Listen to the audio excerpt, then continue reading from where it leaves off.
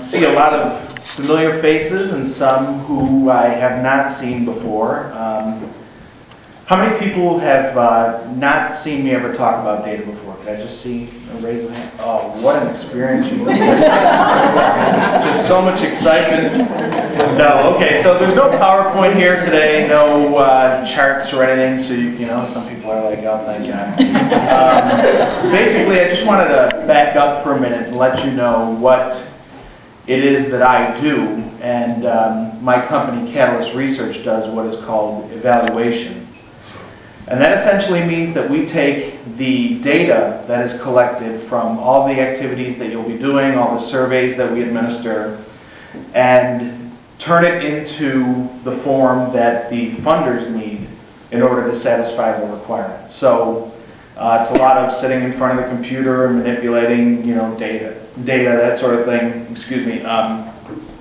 Stuff that puts a lot of people to sleep, but actually is pretty interesting to me. So that's sort of my role. I will be up here with you guys probably quarterly, if not that often, maybe twice a year, something like that, to show you the trends and what's been happening in the county with the data that we're collecting. So that is sort of my role. Since there are a lot of new people here, or people who might not be familiar with how this whole thing works, Maryann, I'm talking about the coalition and the planning and the implementation and all that sort of stuff. Maryann stole my thunder, to use a phrase, a little bit by talking about how in the very beginning of this process, some folks came up to us and said, okay, we had a meeting and we all got together and said that there's a problem. And we've done this before and it's never gone anywhere. And this had to be 2 or 3 years ago by now. And so, I was thinking about it, and I thought today would be a good time to remind you, for some of the people who might have been thinking that way, that look at where we're at now. And a big reason why we were able to get the funding that we got and able to get this kind of support is through the data that we collect.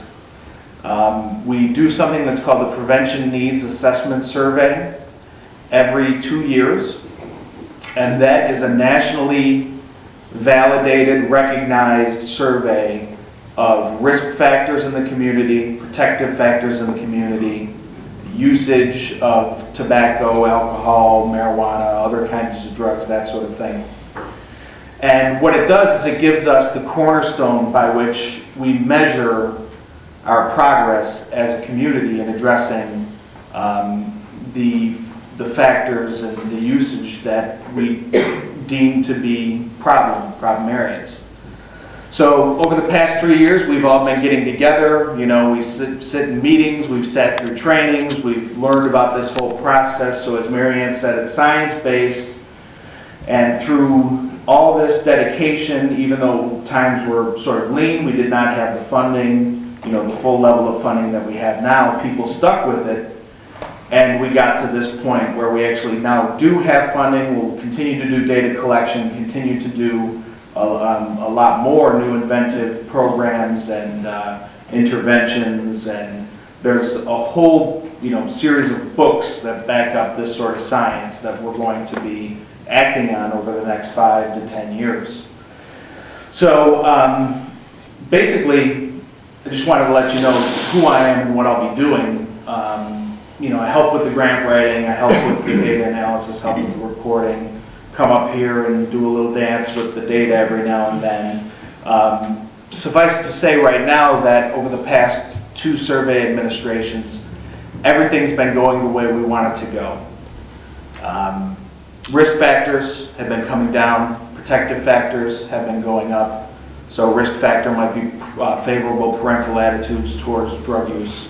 Stuff like that been coming down. Protective factors, opportunities for pro-social involvement in the community, been going up, and that all leads directly to decreased usage and also decreased problem behaviors in the community.